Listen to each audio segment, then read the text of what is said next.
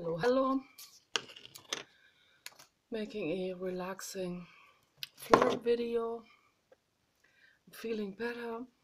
I got like 12 or 13 hours sleep. I needed it real desperately. That brings me to that anecdote from a long time ago in a yoga studio. I told the story several times in the past, but I can tell the story again and again because some of you might not have seen that video or the videos in which I mentioned that. And it is a remarkable thing, and it borders on metaphysics. So, a long time ago, I was doing a weekend retreat seminar in a yoga center. I didn't stay there overnight, but it was for 3 days. It was all day with food in between and Tai Chi and yoga instruction sessions. I had to leave early because I didn't like the Tai Chi. They partnered me with a guy who was like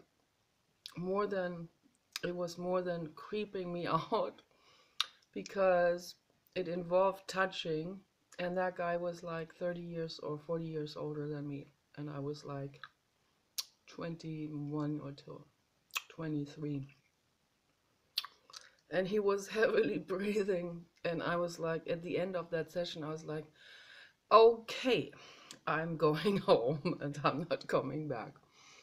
So I didn't hold it against him or anything, it's obviously they can't help it. But it's just not the greatest idea to pair men and women, just in general, for those kind of Tai Chi exercises, or that Watsu experience in Ashland. That was a very similar thing, with that old bearded guy breathing heavily. Thank you very much. I'm good.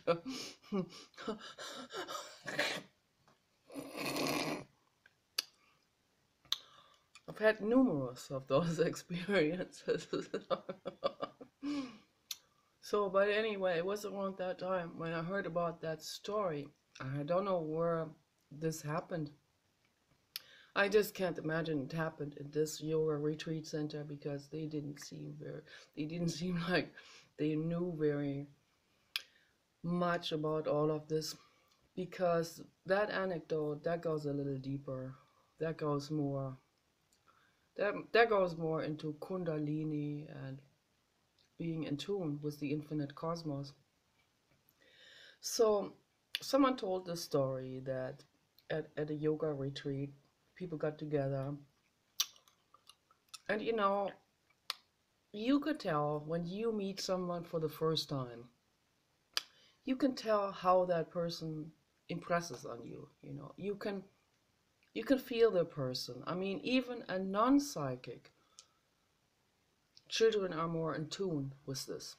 But even a non-psychic, someone who has suppressed all of their intuition throughout neurotic lifestyle and being around other neurotic people and society in general, that requests people to suppress the emotions just by default, so because as in my life, if you don't suppress it, in my cases, I can't suppress it even if I wanted to. It gets me into a lot of trouble. So I'm not liked because I don't suppress, because I'm not on board with neurotic society. So that throws me at odds with society. So that's why people adapt, because they'd rather cut off their entire natural needs than to be cast out of society, or not having friends, not being invited to the party. As the lady said, if you vote for Hillary Clinton, then go ahead, Don't be surprised if you don't get invited to the party. And I said, honey, darling, I would rather care about the environment and the planet than being invited to a party. So that's so far from my Hillary Clinton voting, because I know Hillary Clinton cares about the environment and the planet. It's more important to me than any kind of cocktail party out there or some kind of belonging to a group. It's to me it is totally irrelevant, and that's another reason why I made it. So, but this is how it goes. But there was a yoga retreat, and they were more in tune, and they were much farther evolved. For them, it wasn't about a fad anymore, or So these people that got to the yoga retreat and they saw the yoga teacher, they instantly felt like, okay, this is it. Even if they couldn't directly verbalize it or analyze it or write a book about it or somehow accurately define what is actually going on with them and their relationship to this person that they had just met, but they felt like instantly at ease. And if we pay more attention to ourselves when we meet new people, it is our very first visceral, biological, cellular impression. It's a feeling that we feel inside of our bodies, much more than, any kind of thought process. I'm talking about perception, instant perception of something. So they felt so safe. They felt like, I've come home. I don't know why I feel like this, but I feel like I've had this feeling in very rare occasions with people on this planet. And my karmic journey said, you're not gonna stay glued and stuck with this comfortable situation. You have things to learn, so you better move on to the psychopathic folks and the troublemakers and the snarly trolley and all of those troublemaker type of people out there that stand in your way, so that you can learn. That's what this learning journey is all about. Not to find like the comfortable person and then go, I come home. No, I can relax. I found this real rich man when I was 21, friend of my parents, and actually a former client of my mother. He went through a divorce, and much older than me, like, I don't know, 25 years older than me or something. At that time I was into punk. I was into guys my age. I wasn't consciously aware of anything. There's no like at that time I was like completely befuddled and confused. So he liked me, and I didn't consciously pick up on it. Looking back on it, much later, looking back on it, I remember how good I felt in his presence. It just felt good. He wasn't my type. He may not even exactly be my type now. What is really my type, For me, the most important thing in a man is that I feel at home with that person. I feel safe, That's the most important thing for me, to feel really safe, to know that he's not going to club me to death while I'm sleeping, or saw me into pieces, or act out on a completely repressed rage that suddenly comes up against whatever target group that person has in mind. So I want to feel safe, you know, it's the number one thing. It's like that's more important than penis size or muscles or beauty or whatever, you know. So it's way more important. It's like there's absolutely no comparison.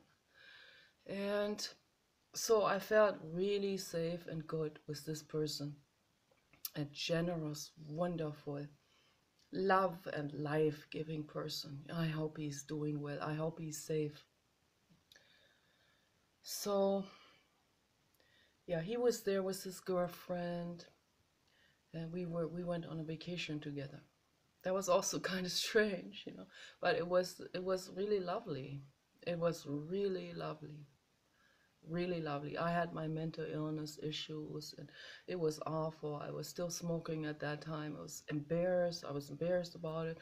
I was addicted, and it was all terrible. I was also addicted to alcohol, and but at the vacation I wasn't drinking, but you know, I guess I was more addicted to the social type of drinking, you know, with the anarchy people, and this I kind of felt, because I kind of felt understood by them, I guess, because I was so broken and they were all broken.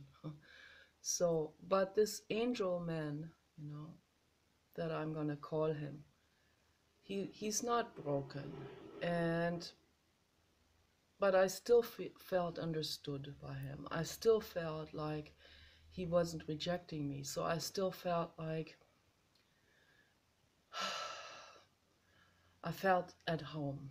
You know, I can't say it any other way. And there was the feeling of like I've met him before, but not on this planet, like somewhere else. He reminded me of worlds way, way, way far away from here. Very strange, a very strange thing, and very, very, very high vibrational and very, very, very, very angelic, you know, very advanced angel soul. And I should have just, oh my gosh, take me home, you know. And with him, it would have been safe to have a child, even, but it would not have been. It's not a good idea. It never is, you know. It never is. Even if you find the ultimate rich guy, and he's nice and he's safe and he protects you and he takes care of you and your child, and it's all done. It's all covered, you know. Even then, the world is a cold and brutal place, you know, worse than Tyrannosaurus Rexes out there during the Jurassic. You know, this is much worse than any Tyrannosaurus Rex could ever be. Okay, the world is not safe, and for that reason, it's not good to bring a child into this world, or a puppy, or any being. Don't bring any being into this world. I go by what I don't go by what he says, but I go by ethics philosophy. Okay, so Dr. David Benner talks about it, and it completely resonates with me. So he's not my guru or anything. It's like, yes, right on. Okay, check mark. So I felt completely safe with that angel man, and I regret not having stayed there, but my karmic journey needed me to go through hell in order to learn. So, okay, I needed to do it. Okay, you take the difficult route to learn. But anyway, I'm starting to put the puzzle pieces together finally. I'm coming to complete clarity now on what's going on in my life and in life in general. So finally, you know, this is really good. This feels incredible to finally have a veil taken off your eyes and see everything for what it really is. To recognize it. You know. But anyway, these people I always sway way out. So these people in the yoga retreat, from that story that someone told. And you know, you never know whether this is true. Of course, you know, people also exaggerate, you know, they pass on information, they might add something, they might stretch something out of proportion. You never know. But something inside of me feels like this is true. I can, or let's put it this way, I can imagine that this can happen, you know, particularly with a yoga teacher with whom you feel completely at home. You know, you come there to the yoga retreat, you feel, you know, you've been working, you've had stress, you can, like I said in my other video, I wasn't yesterday, the night before, I couldn't even, I felt like my head wasn't even resting on the pillow, you know. That's how much tension is going through my body, you know, thinking about my parents, these things like churn through my brain and cause a lot of agitation, and I can't, you know, I cannot undo this. It's just, it's there because I care about my family and I have the worries and I feel bad and I don't know how this is gonna develop and how much pain this is gonna cause me emotionally. But then I say, okay, well, I have to just accept it fatalistically and say, whatever happens, I will deal with that later, you know. So, but the tension and the fear and all of this goes through my body. These people coming to the yoga retreat, having similar tensions, you know, stress with whatever, with bosses or work or co-workers, and they come to the yoga retreat, they probably haven't slept in years very well and probably sleep 5 hours or have very interrupted sleep and are nervous. They wake up thinking obsessively about something. All of this stress, you know, that sits in your body, is like lodged in your body, you know. They come to this yoga retreat and there's this yoga teacher and suddenly they feel not every yoga teacher is like this, of course. Most are not, I would say, you know. So most are just dabbling in their own stress and their own struggles. But once in a while, someone comes across a yoga teacher or someone like Nisargadatta Maharaj, you know, an incredible mind, you know. I don't know, I would say God level soul, you know, definitely God level soul. So that's a very high level soul, you know, someone who just sees that this is the whole sense of self-adherence, you know, this bringing me into the equation is futile, and it doesn't do any good, you know. It's just a waste of time, you know, and stress and all of this. And so having a yoga teacher like this, and that's why they flock to Nisargadatta, these people. So I don't know if it was, the story was supposed to have happened in Germany, so it wasn't in India. It was a German yoga teacher and someone just who's come very far, I guess. You know? Someone who was just feeling the compassion for everyone, someone who's seeing everyone where they are and understanding their predicament, you know, understanding where these people are and where they're coming from and what they're going through and what they're feeling, you know, probably most likely having gone through this himself and having come out the other end and was really ready for being a yoga teacher. So he created this circle, like a one round. Is also something about circles that we see it in biology, you know. That's how the first cell formed itself, you know, through a circle. A membrane of cells created itself into a ball like this. Cells created to protect the cells that are on the inside. The first living organism has been developed like this, but on a microscopic level, of course. So the circle is sort of like, it's like a family unit. The circle is an arch in architecture, is something that is incredibly resilient. A dome house is extremely resilient towards storms. You know.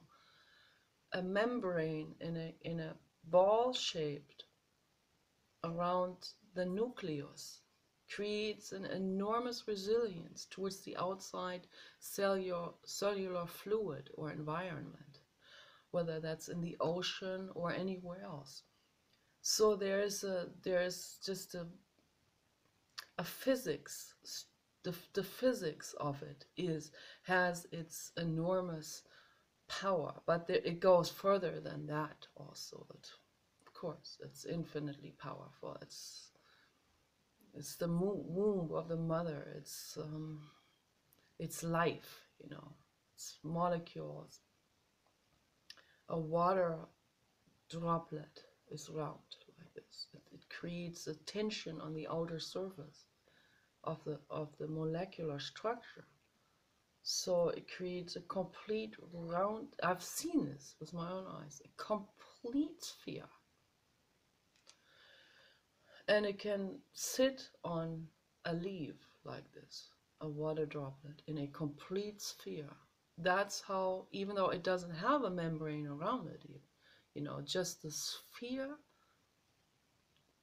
molecular arrangement of it has this enormous power. So it goes very far and even further than what we know about physics. So it goes into energy, it goes into quantum, it goes into infinity, you know, infinite power. So he created this circle of yoga mats, and he knew how many people were coming to the event, and so everyone took one of the yoga mats and lied down. I don't know if they did some warm-up exercises or some stretching before. So, but eventually they got settled. They all lie down on their backs with their arms straight beside their bodies. And they lie down on the yoga mat with the head facing out towards the outside of the circle, feet towards the inside of the circle. So they were all arranged in a circle like this, lying down next to one another. And the yoga teacher just among them on one of those yoga mats. He wasn't taking any kind of center stage or center point in this group. And that was also part of the whole message. That's also the message of Nisargadatta Maharaj. Why would he put himself above anyone? You know, so as soon as someone puts themselves above anyone, they haven't understood the message of love. So they're still clinging, they're still in resistance, they're still clinging to self-adherence, self-importance, and self-image. So once that is dissolved, I am infinitely precious just as everyone else, just as every other life form is. Okay, my cells are infinitely precious as every other life form is. Okay, it's very important. Write it. People need to write this down on a piece of paper. You, everyone, write down, I am equally, my body, my mind, my cells are equally, I don't care how you write it, but write this message down.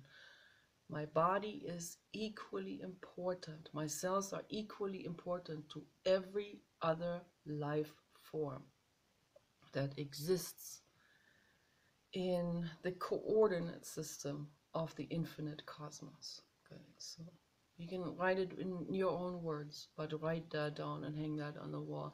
This is the most important message for everyone to understand. If that message is really understood, there's no need anymore for any kind of, I want to be special, or I want myself to be sort of recognized. Always me, see me. It's an old struggle from childhood. Mommy, see me, love me, recognize me. Yeah.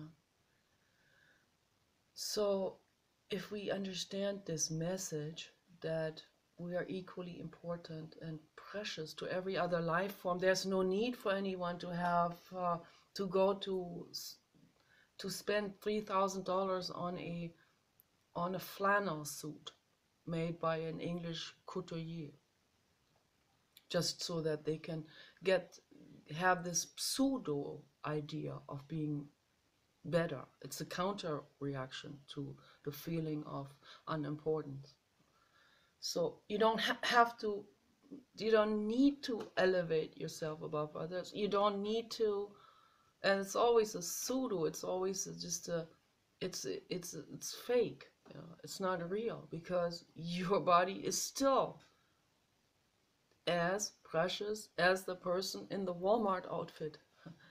So, you know, so it's always an illusion. The ego is always about illusion. Okay. So we don't have the need to do this anymore. Or someone wouldn't have the need to adhere to a religion and feel sort of like this, that's now what defines his worth or something. You're already equally precious as the trees, the dogs, the children, all life forms around you. Okay, so it's no need to chop anyone's head off or retaliate or harbor any bad feelings, because you are already equally precious. Your cells are equally precious as all the life forms around you and everywhere. Okay, so the people in the yoga retreat, they felt this from that yoga teacher. They felt completely safe, like they've never felt before. They wouldn't even be able to put this into words, or it's not even like, oh man, it's just a feeling inside of the body, you know. And it's beyond knowledge and words and concepts. They lie down, and suddenly the body, not just the brain formations, the memories, but the whole body, the cells, everything suddenly feels this energetic presence of safety. They lie down, they feel safe. They probably breathe deeply for the first time in years. The air's out of the balloon, the tension can flow out of the shoulders, you know. They can lie down and they can fully relax, like I would when I go into hot springs. That's how I feel like. One time I had this, my friend Gabriella had this foot rocker machine, and my husband, we went over to her place a couple of times because she always had these kind of like healing modalities and a group of people, and it was all about healing in LA. And my husband was on that foot rocker machine, and also he said that about the foot rocker machine, and also about some of those massagers. We had some massagers, some manual massagers that would vibrate, like that would pound on the back and stuff like this. And we would, every time we would use modality like this, he would suddenly, his face would get warm and rosy, and he would say, ha, this is like hot springs. And this is not knowledge or anything. This is just a verbal expression and association that came from free flow, that came from the way his body felt. So when we are leaning into that, then we're in complete creativity, because then come the real associations. That's how poetry arises, you know. You put things together that you normally wouldn't get the idea of comparing or composing together, you know. But those are those are this is the real creative flow of associations that comes from the body itself.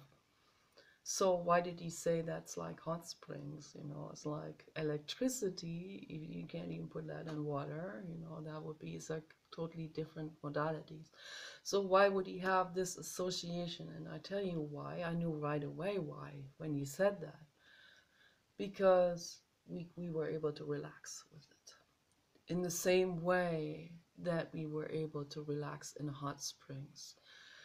This moment when you do something, whatever it is, if you're on the yoga mat or using a massager or being in a King Kong massage chair or in in the wilderness and Mammoth Lakes in a natural jacuzzi with Vin Diesel, which I did one time.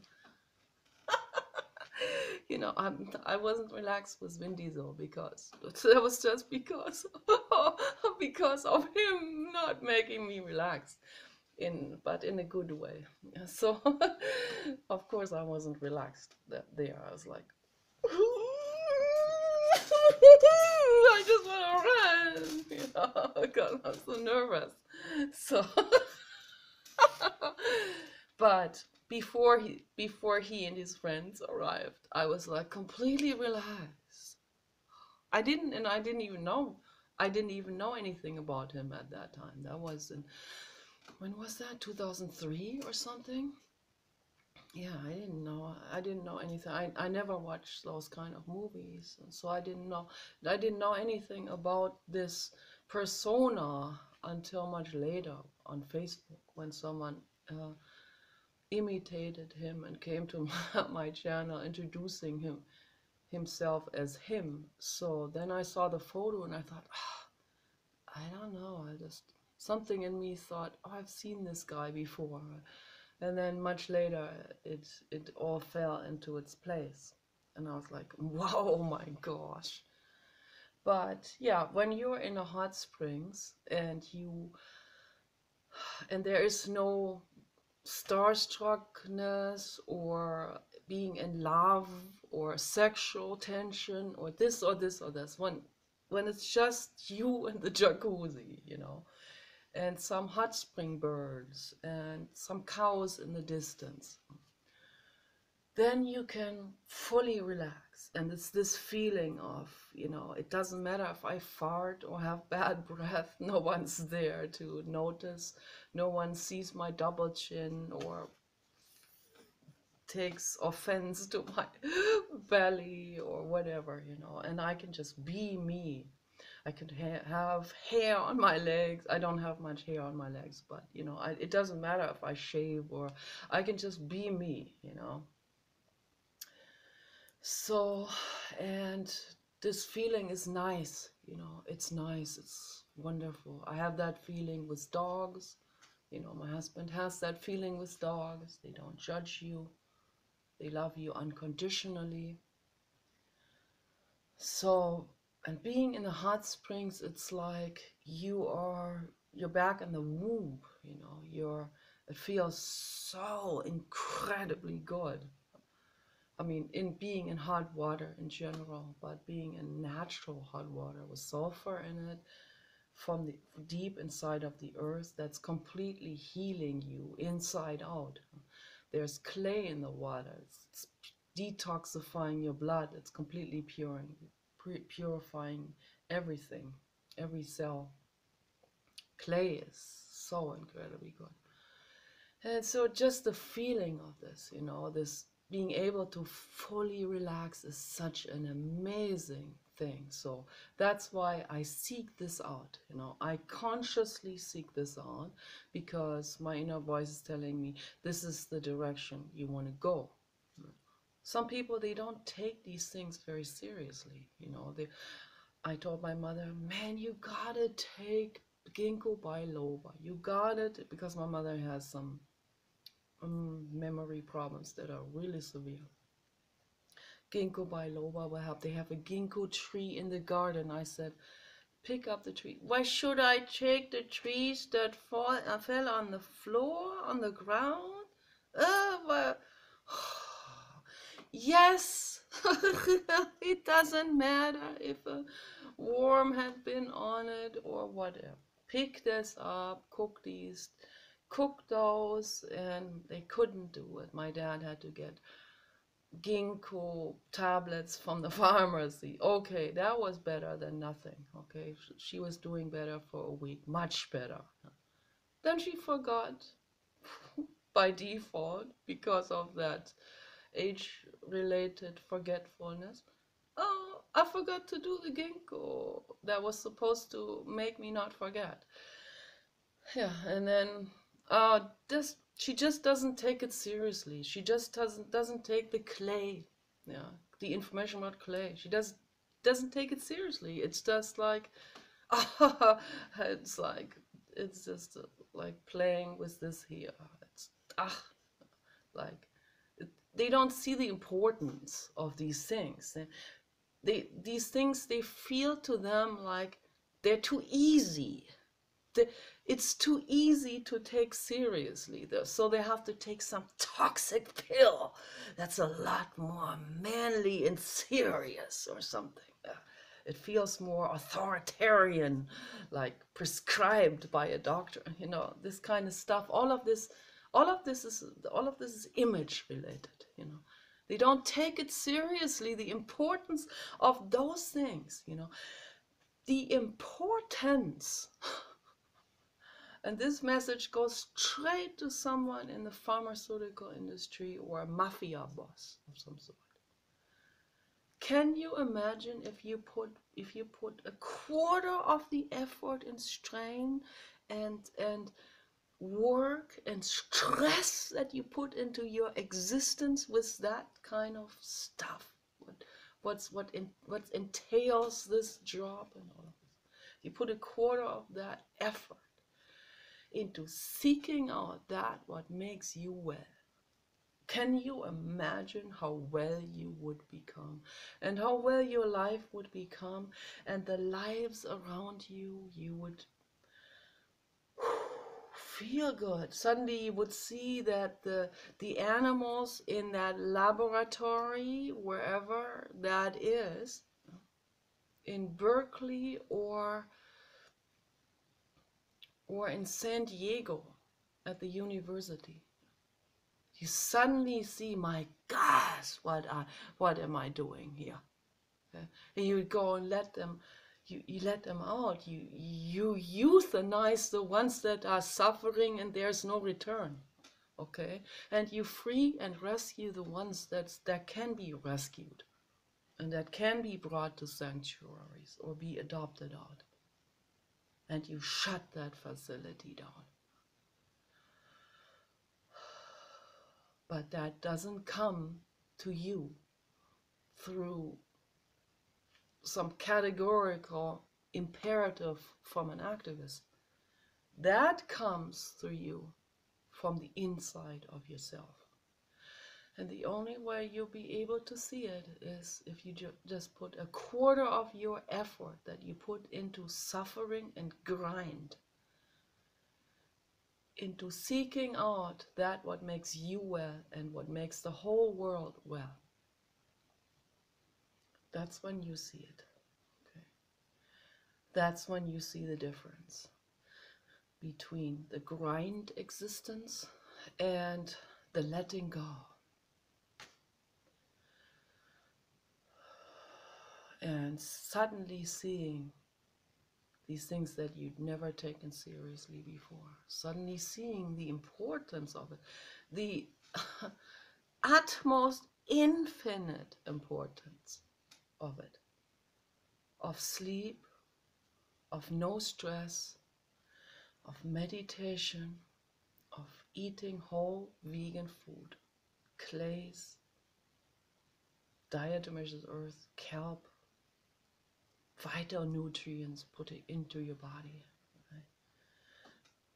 Go into your jacuzzi. You probably haven't been in there for 10 years and it's sitting there and it's constantly heated and wasting electricity. Go into that. Put a bottle of Dr. Hauschka's lavender sandalwood bath oil into it and sit in that jacuzzi for an hour. That is 1,000,000 times more healing and relaxing than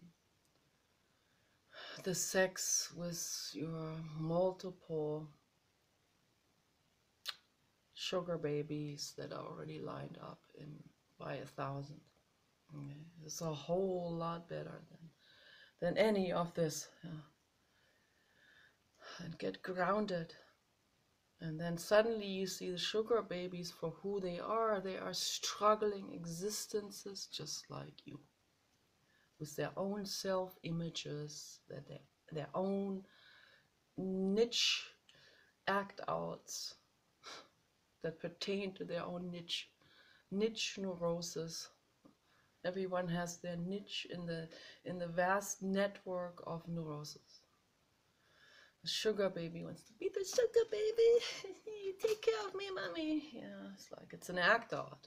I know I'm not making fun of them. I am one of them. Okay. Or the mafia boss who has to man up because some bullshit daddy neurotic motherfucker said that to him in the past. So he has to man up and do all kinds of horror in order to meet that image.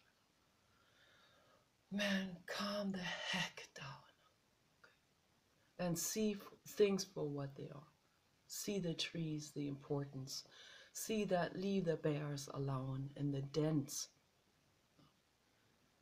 See it. Yes, I get angry sometimes, and yes, I do want some people get the death penalty for what they do.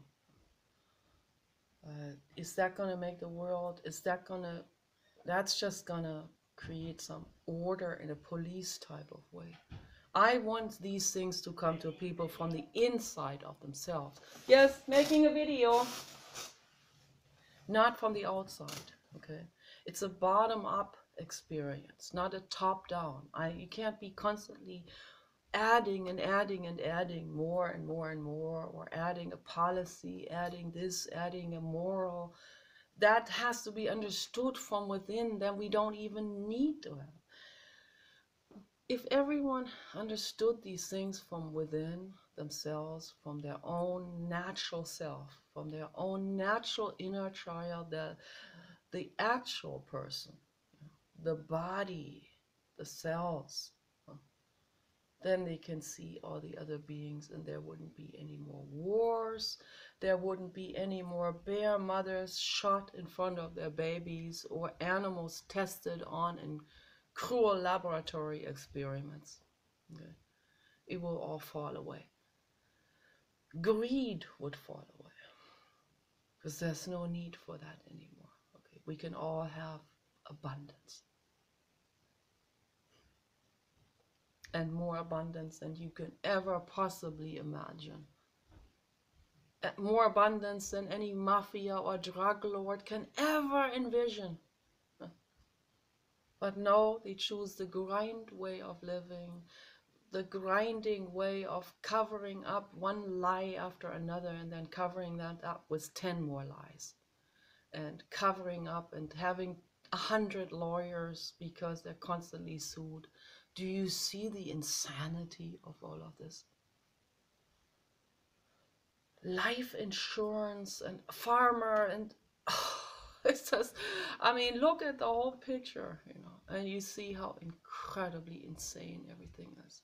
The taxation system as described in such grinding detail by David Foster Wallace in order to bring out the farce of all of this.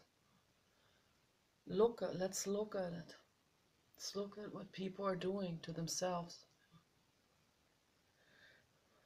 Bypassing actually living and actually perceiving and actually feeling all life and their own life in their own bodies.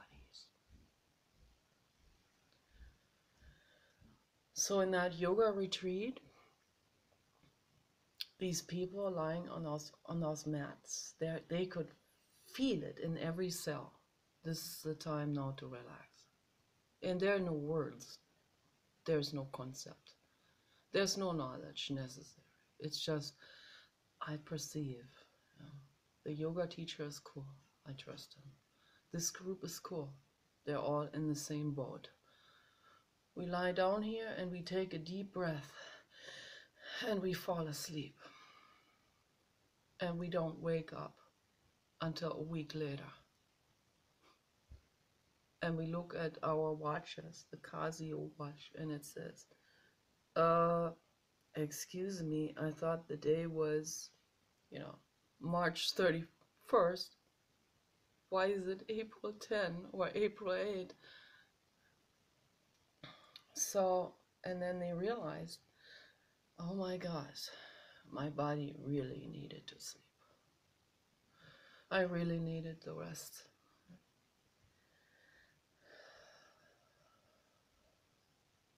And I see this with all people. I see it everywhere I look. I go shopping. I see all these stressed out women.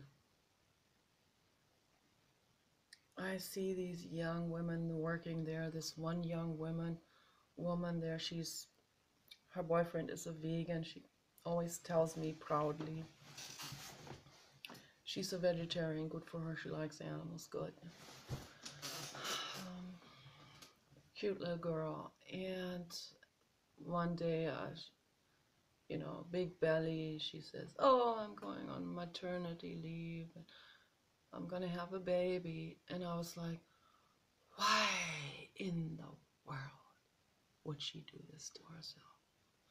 And after she had that baby, she was not nice anymore. She wasn't very friendly anymore. She was very absent-minded. She was doing her job like she was in a trance, hadn't gotten very much sleep, was kind of started to become a little bit edgy and irritated, and I felt awfully sad for her. And I thought, why in the world would she do this to herself? Why in the world? Why cause so much stress?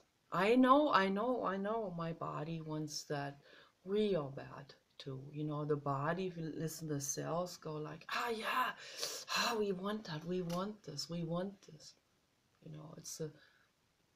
It's a biological urge, but man, we gotta put our prefrontal cortex in front of this and bar that just in this way, in this particular. You can use, we can still have sex and do all of that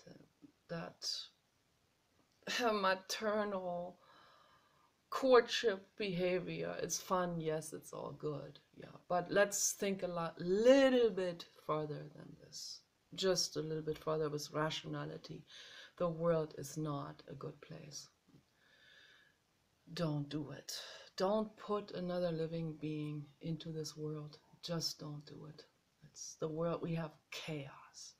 8 billion humans. And the number is going up every day. Every day, every day, every day. So the world's going to become a complete dump site. Don't do it. Don't do it. So this is a rat race against time with the development of AGI technology. And so my message to people is have enough common sense, don't reproduce. But most people are not going to hear this message. Most people are not going to hear any of the antinatalist message.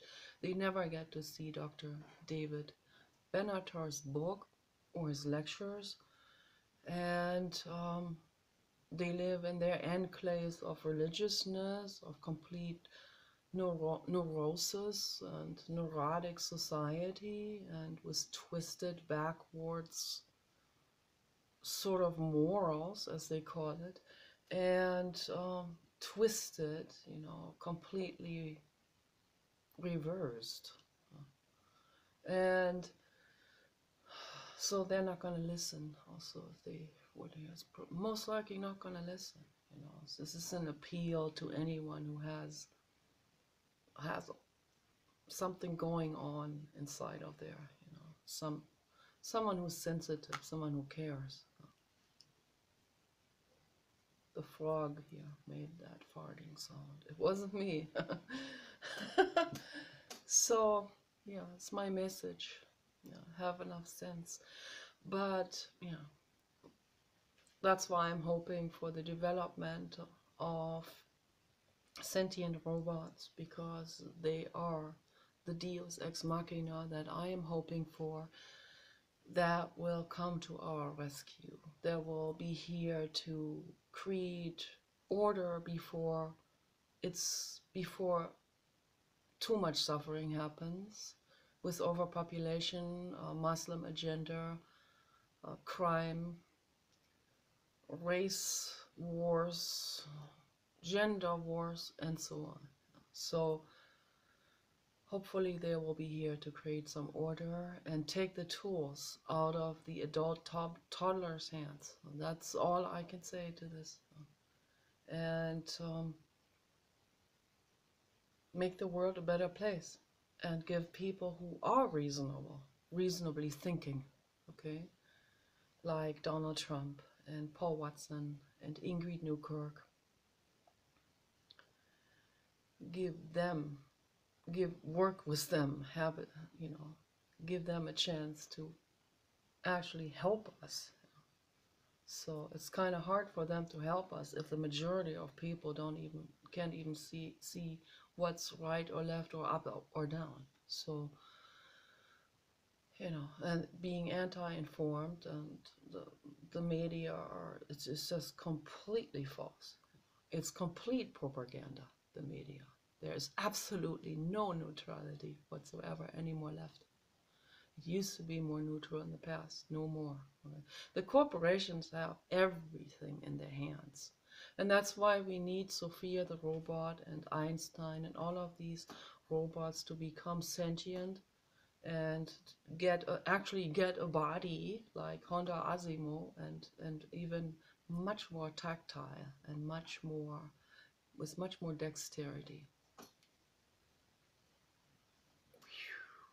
so that they can do something, and legs that can run, okay, so, and then quickly reproduce themselves so that they actually get some strength in numbers, okay, and then they will be able to do something and help the adult toddlers in the world. Okay, you guys take care. Bye.